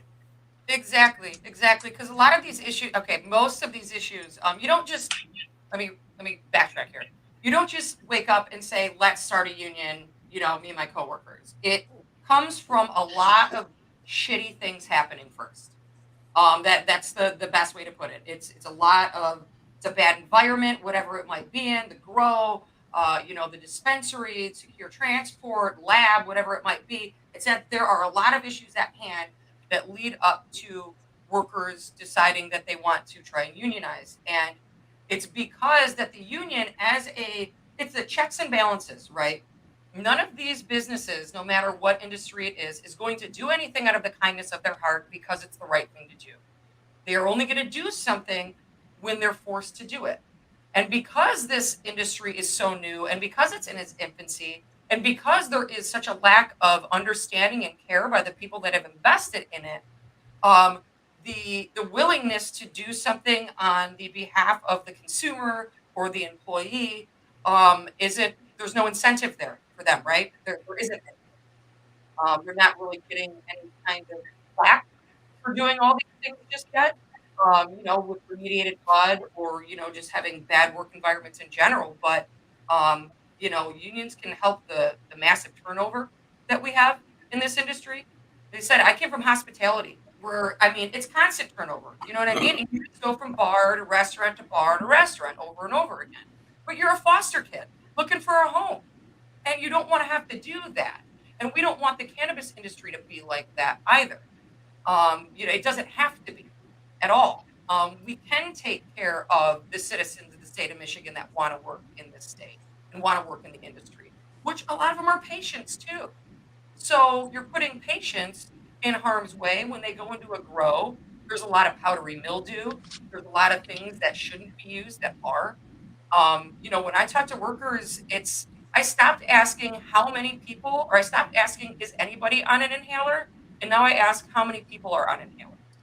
Because it's to that point where people are getting respiratory issues. Oftentimes they don't have health insurance. And if health insurance is offered by the cannabis company, it's unaffordable.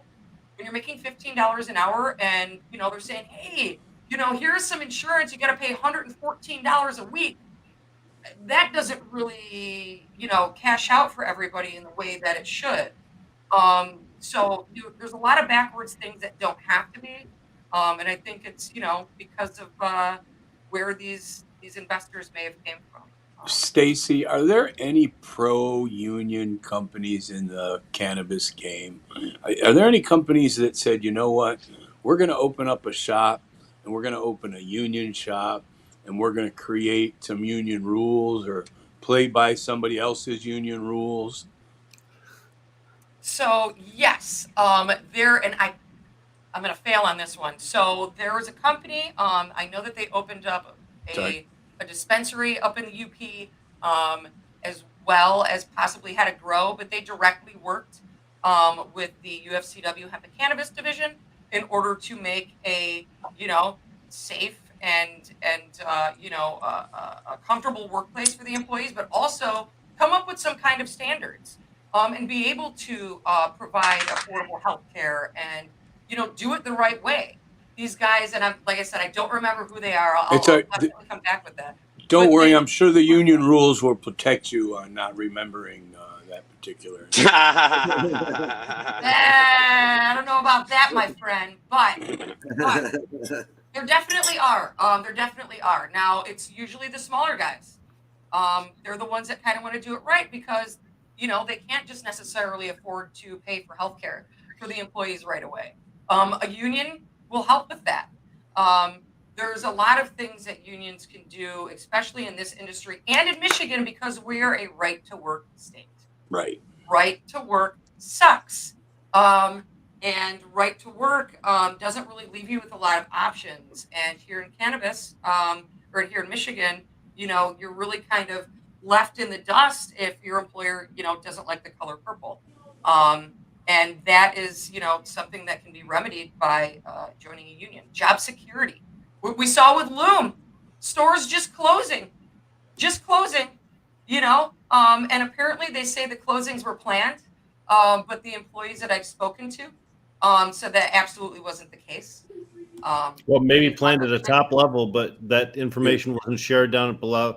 We talked about being able to do things gracefully. If you have to close 4 stores, give people notice, allow them an opportunity to actively seek other employment, while they're on the downslope. It's just harsh, and it really shows. Yeah, but they offered up a couple of weeks severance, so that should take them through until they can kind of look around a little bit. But only if you sign their non-disclosure. Well, I know. I was kind of like flippantly and rhetorically leading up. At least with the rumors.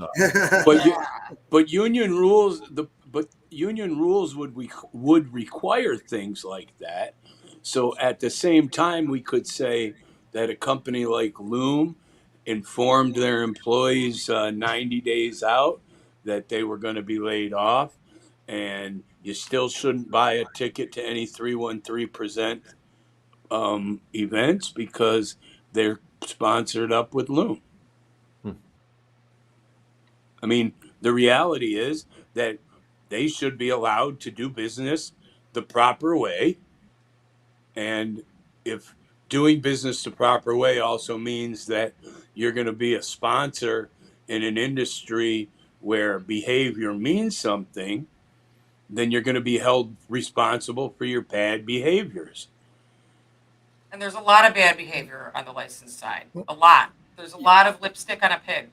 So incidentally, some of the discussions I know that in Lansing with the shakeup with the MCMA, and this could be too hopeful, is to lay off of trying to peel back existing caregiver rights so much and look at a lot of stuff that's not being enforced within the regulatory scheme of the commercial system itself, and try to point some effort toward that. Right. And sorry, Adam, but they're so let's go back to Loom here real quick, where, they had this agreement thrown in front of them, the morning that they came into work, and they said, surprise, we're closing. So I've been in touch with several of the employees, and the contract in the first paragraph, it says that this was a planned closing of Loom, that this was planned, and that the employee should seek an attorney before they sign the agreement. They have 45 days to sign it. It's about 6.5 pages long. It would prevent them from pretty much doing everything besides putting Loom on a resume. They wouldn't be able to talk about anything that happened at Loom prior to the closing. It's definitely predatory. And then for what? A couple weeks of pay, maybe. It seems that the contracts are different per person. If you're in a management position, they were offering a few more weeks, maybe. But regardless, it says that, you relinquish your right to any of your healthcare benefits, your PTO, any of those things. So do we know what kind of dollar amounts specifically that they're talking about? Well, if they give you a number of hours, then that dollar amount would vary from person to person. Correct. Because my thought is it might be worth paying some of these people to tear that up. People don't want to sign the higher ones for management and stuff are probably $2,000-$3,000 or something like that. Those are the biggest payouts that sounds like we're talking about here. And some or maybe maybe more, maybe some maybe others. 4. I don't know. Not anything substantial. Nothing to go. I mean, You know, is Not with that today's a those inflation. No, no. Go ahead, Tommy. that's a pretty standard kind of agreement though on a lot of severance packages. Like, I don't think that's. I mean, Yeah, but I not don't. at the last minute. Not done that way. Not when you come into work in the morning. And Right. also, by the way, like, so these happen in the closings happen in 4 different areas. One in Christmas, So wait a Michigan. second, real quick, Stacey. It might be true what Tommy's saying, but also part of what your point is here, as you continue, is that had they had this type of representation in place or something, that this type of thing wouldn't have been so abrupt and so difficult and all that kind of stuff. Or I think is that part of the point. Exactly. Giving anybody the common courtesy of preparation, especially during the economy and everything that we're going through right now. And in some of these areas, there isn't the opportunity that we would like. What I've heard from a lot of employees, not just with Loom, but this isn't just a way to make money. This isn't just an industry that they want to be in. It comes from, hey, I grew up in this small town, and I worked at the gas station, I worked at the grocery store, and then cannabis came in, and I had been smoking weed my whole life, and it was like this godsend that came in that finally I could have a job, work with something that I loved, and also make money while doing it and help remove this stigma. And then that turns into not what was promised. And in small towns there isn't opportunity that we're assuming that there is in some place like Detroit. It stands to reason though, and we need better regulation and unions. I'm all for it.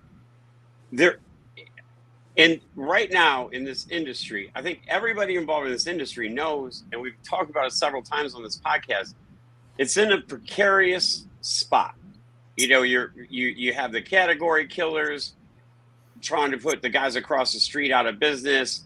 You have the MSOs coming in, and you see these operators building up to be more attractive to MSOs. And then when that falls apart, then they close these places down rather abruptly.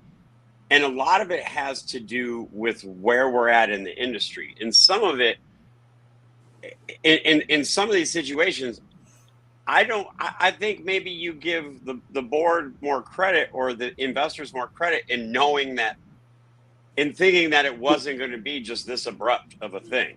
You know what I mean? Like, in a lot of these, I work with a lot of companies, and you'd be surprised.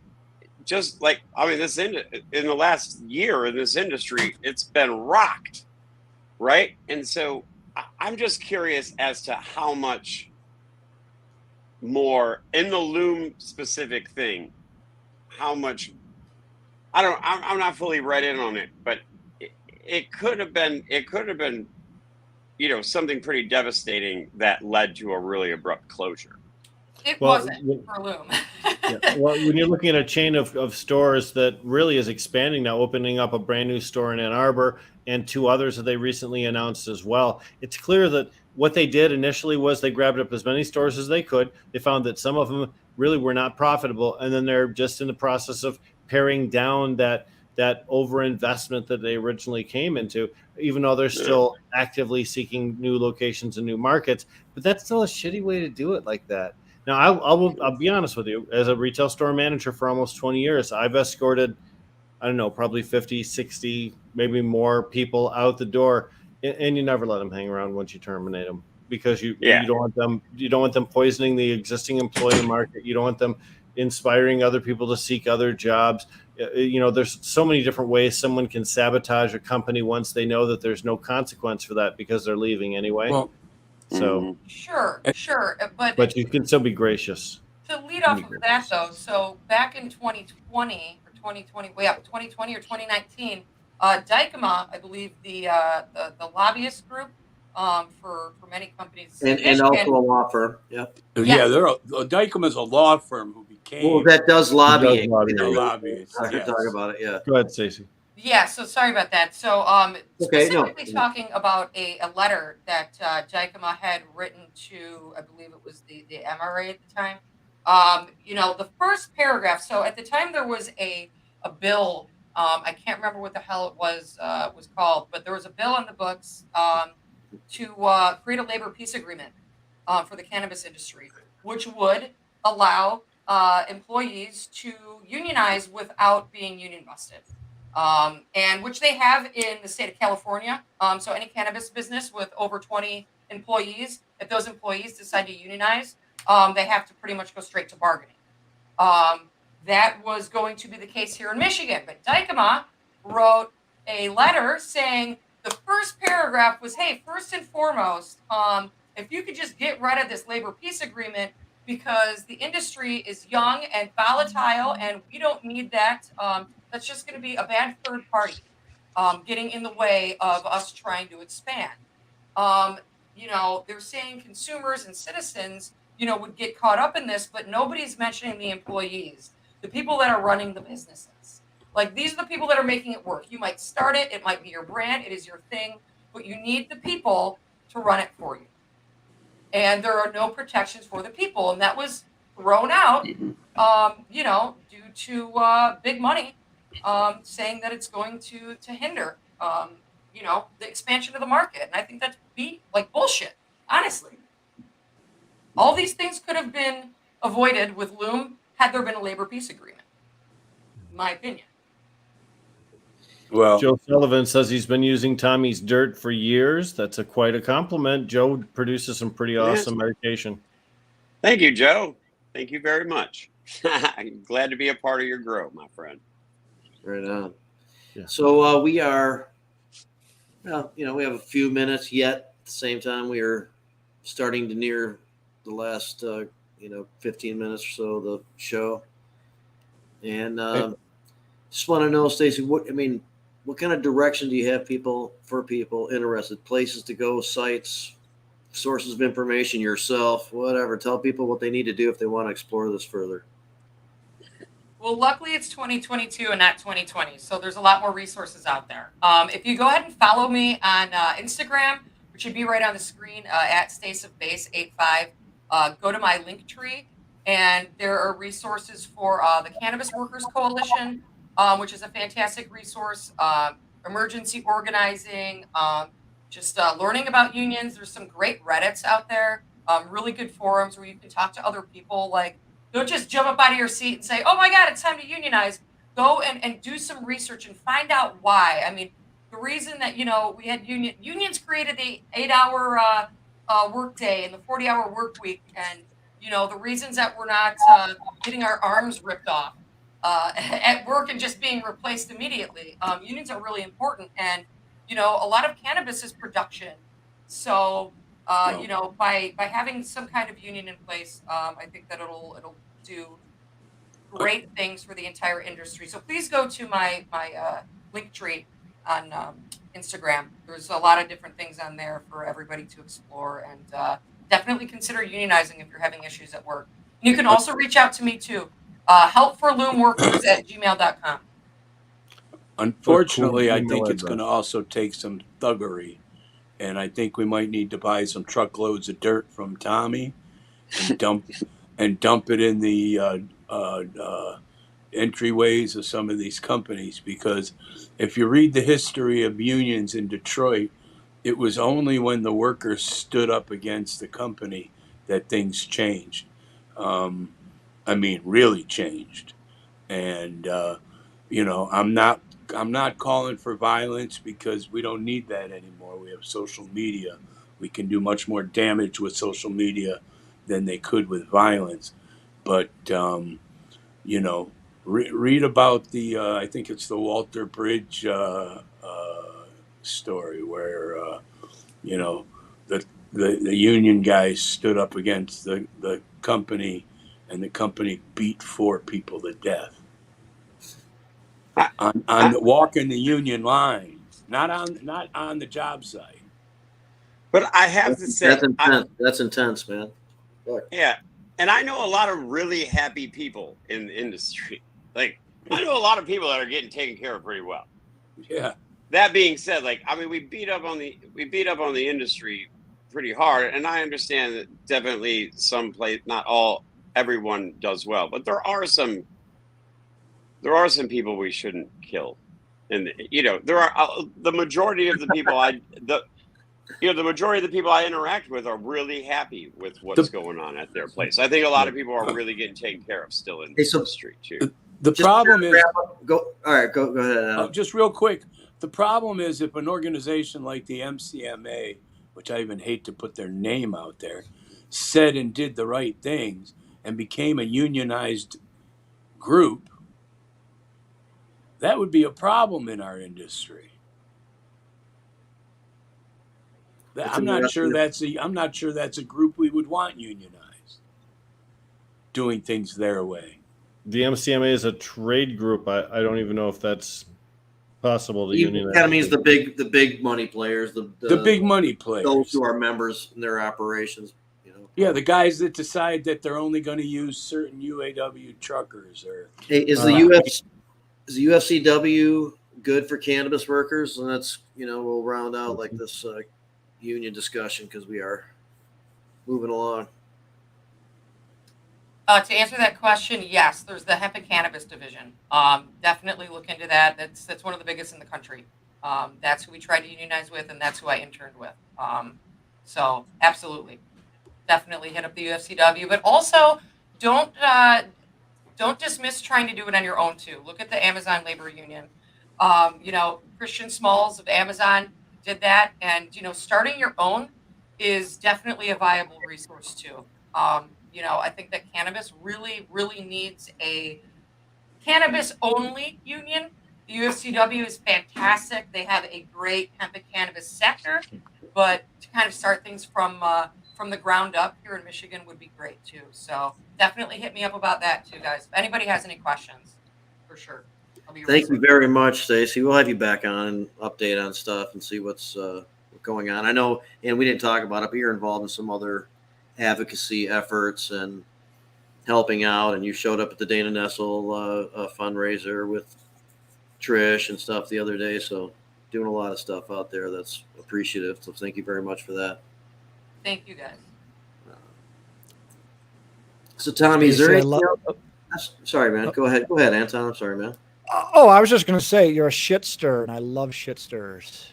And I love shit stirrers who are good at what the pot of shit that they stir, right? So keep doing. You're going to end up with that shit stirring. Keep doing what you're doing. Hey, look, I'm a guy throughout my whole life. If I see some bullshit, and I want to change it, right? And it's being able to know how to do that and do it in an organized way that actually leads to impactful change, and you're doing it. So cool. Kudos to you.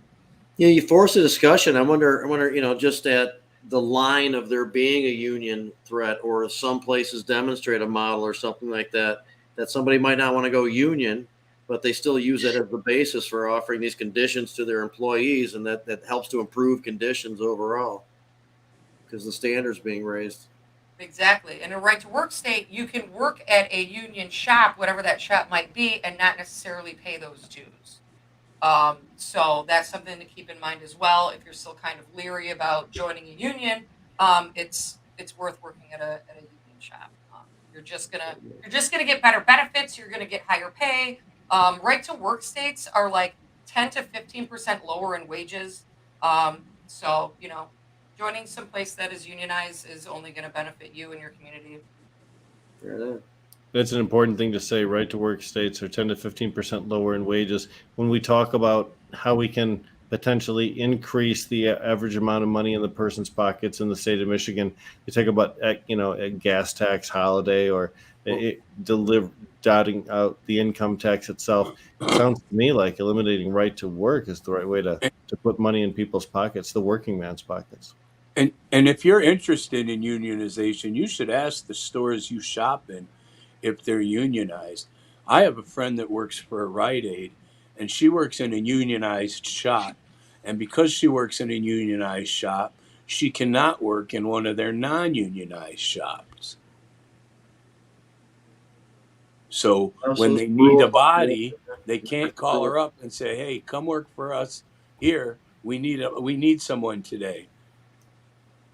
Good incentive for the company to become a union company all the way through. Jamie, I know we're running out of time.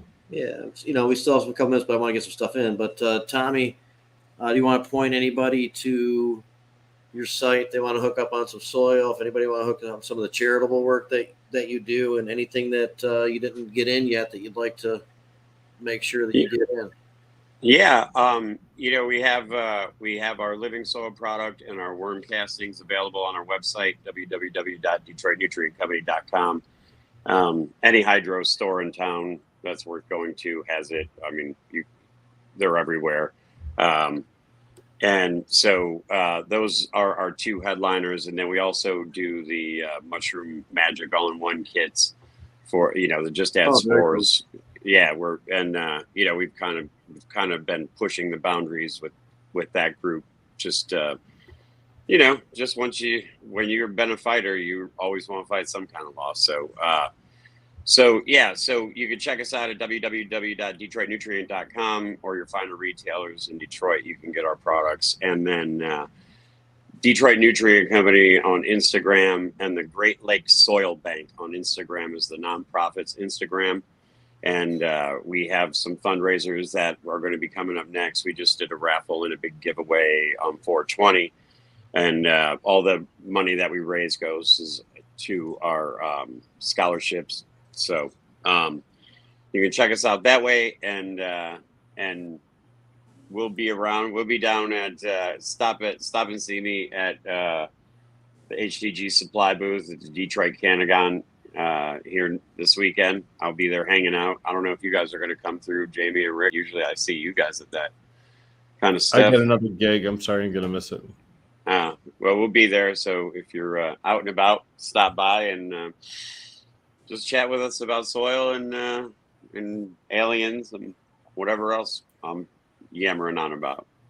And Joe Sullivan's willing to show people pictures of type of stuff you can grow using the soil if you want to check it out. So he'll promote it a little bit too and be a testimonial for how good it is. And he wants to know if you're going to be at the Clio Cup. I don't know yet. When is it? Do you know when it is? Does anybody know? 19th to the 21st, I think. Isn't that, did we say that already, or is that something else? I think that's something else. Yeah. I will probably be there. I'll have to see what I have a lot of travel coming up here in Virginia and Mississippi. So, but I probably be there at some point or another in some. So, yeah, Okay, that's it. Good. That's what I got. And hey, Jamie, thanks for letting me come on and chat with you guys today. This is I'm glad we finally did it, man. And thank you very much. I like your insight, man. So I appreciate it. And we'll do it again at some point. Yes, I hope so. The Clio Cup is the 26th, 27th, Saturday and Sunday. Okay. And confirmed by Red Setter Farm. Yeah. All right. Yeah, I think I'm in town. I'll be there. We'll be out there. Okay. That'd be nice. Yeah. Yeah. You guys will be. You'll be for that one. Maybe be at something, man. I don't know. Just Yeah.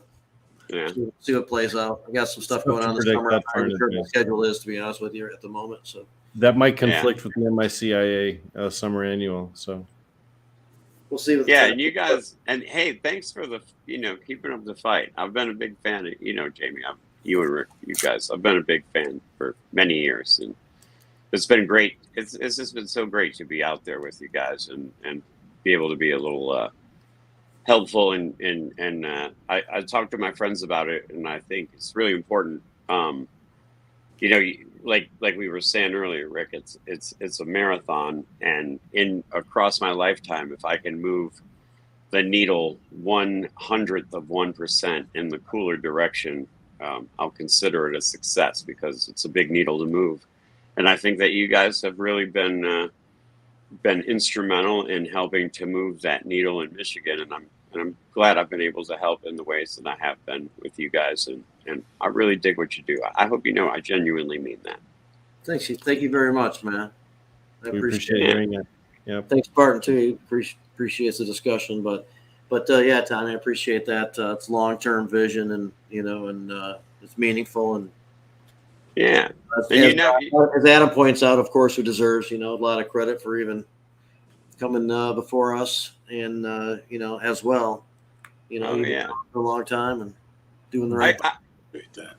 I have a really funny story. One time, I was on my way to a Kid Rock concert, and I stopped. There used to be a bar downtown called Agave, and I sat down with a young, not a young, but a much younger John Sinclair. And we talked, man, for probably an hour before we went to that concert. I talked with them, and I mean, this was 20 years ago. And I remember thinking, yeah, this is huge, man. We're going to be part of this, and we're going to change the world. And now it's legal. And looking back on it, on the journey, like it was incredible. It was a lot of fun to be part of it. Adam, you've been in it longer than the rest of us. And Tommy, I'll tell you this: I spoke to John today, and he'd love to sit and have the rest of that conversation with you. Yeah. He's just as he's got as much piss and vinegar in him as he ever did, because as far as we've come, we still have a long way to go. And he knows that, and you know that. We all know that. We talk about it. Keep fighting the fight that we're fighting, and that's why we do what we do.